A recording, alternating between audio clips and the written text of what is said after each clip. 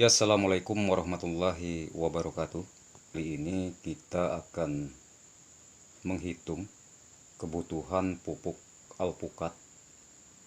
Barangkali nanti bisa bermanfaat kepada kawan-kawan. Jadi kita akan memupuk pohon alpukat 50 batang yang sudah berbuah. Jadi sebenarnya jadwal pemupukan ini tepatnya di akhir Maret 2019, sekitar tanggal 29 atau 30 Maret 2019, kawan-kawan. Jadi karena ada kesibukan lain, terpaksa harus kita tunda 1 atau 2 hari. Jadi kalau cuman 1 sampai 2 hari atau sampai 1 minggu itu tidak begitu signifikan pengaruhnya, kawan-kawan. Jadi tidak apa-apa. Jadi yang kita perlukan di sini 100 kilo pupuk NPK seperti itu. Yang mana NPK Ponska plusnya ada 50 kilo, kemudian NPK Ponska subsidinya ada 50 kilo.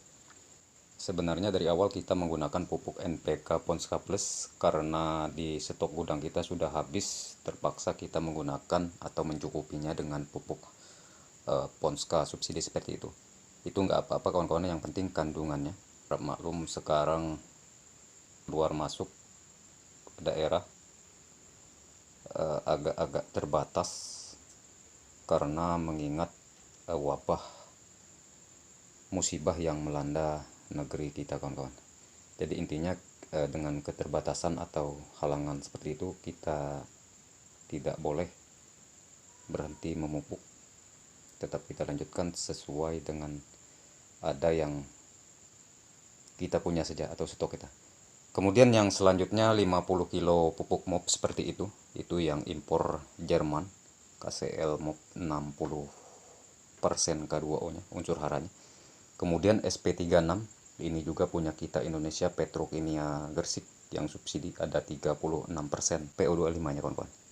Jadi saya ulangi, kita butuhkan 100 kilo pupuk NPK, kemudian 50 kilo pupuk MOP atau KCL, kemudian 50 kilo pupuk SP36 atau sumber P2O5 nya atau sumber fosfornya, kawan-kawan. Jadi di sini mungkin akan sekalian menjawab pertanyaan dari teman kita, yaitu daerah saya sendiri, kawan-kawan, daerah Bangka Belitung. Jadi pertanyaan begini, Pak, kalau saya melihat perjalanan video-video Bapak dalam pemupukan tanaman, itu jarang sekali atau tidak pernah saya jumpai Bapak menggunakan pupuk urea. Jadi di sini saya akan menjawab dan sekalian klarifikasi. Jadi sebenarnya bukan tidak pernah menggunakan pupuk urea.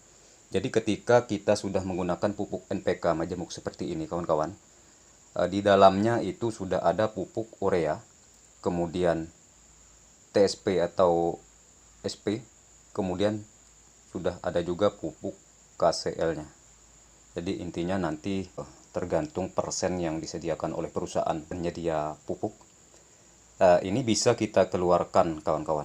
Jadi komposisi urea, TSP, KCL dalam 15% yang disediakan oleh perusahaan pupuk ini angkanya berbeda-beda. Jadi mari kita lihat bagaimana cara menghitungnya. Oke, di sini sudah saya siapkan terlebih dahulu untuk mempersingkat durasi.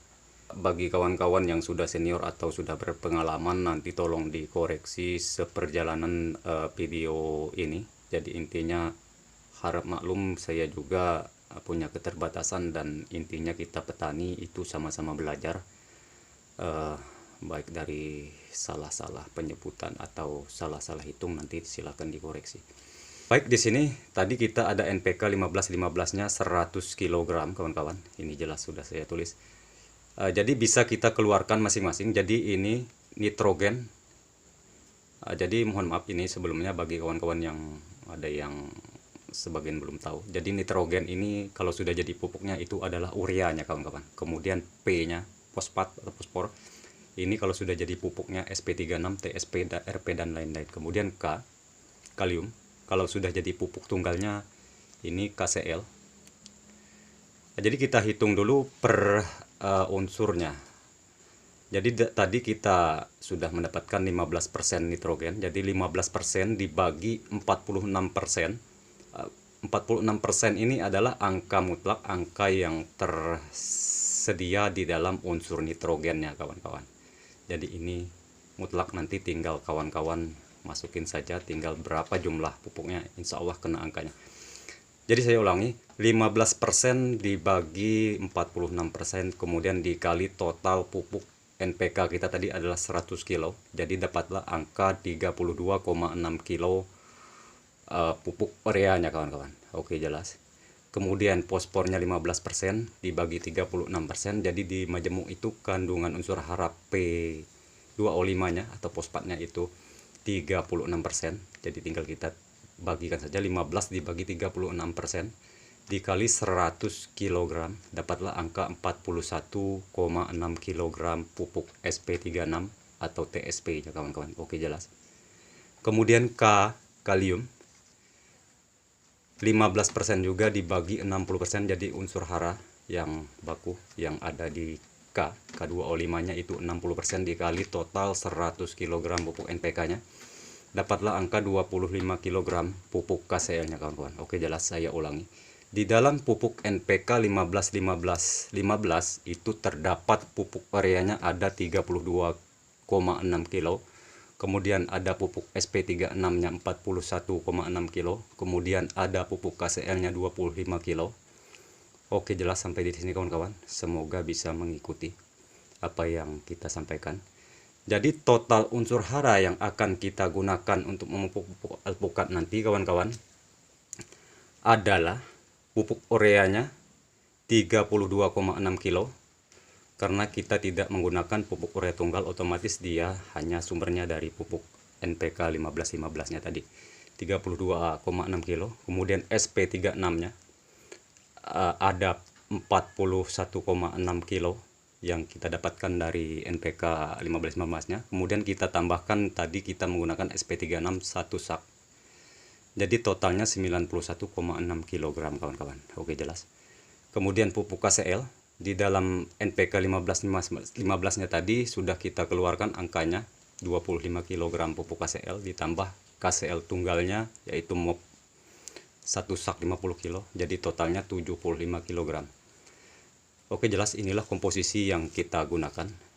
Jadi komposisi ureanya tetap ada kawan-kawan. Oke, jelas. Di sini sudah saya klarifikasi pertanyaan dari teman kita. Jadi ini kalau kita konversi atau kita ganti ke pupuk tunggal, ini dapatlah urea 1 bagian, kemudian pupuk SP-nya ada 3 bagian, pupuk KCl-nya 2 bagian. Jadi di sini sangat jelas kawan-kawan, pupuk ureanya lebih kecil daripada unsur SP, unsur KCl-nya.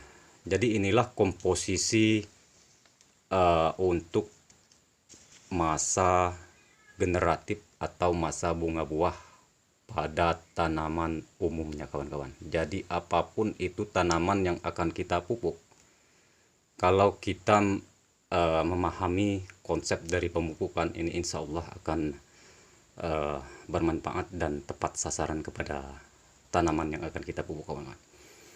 Jadi saya ulangi, dan perlu kawan-kawan ingatkan, apapun nanti yang akan dipupukkan, usahakan kalau di masa bunga buah itu komposisi P dan K-nya lebih tinggi daripada komposisi N-nya kawan-kawan.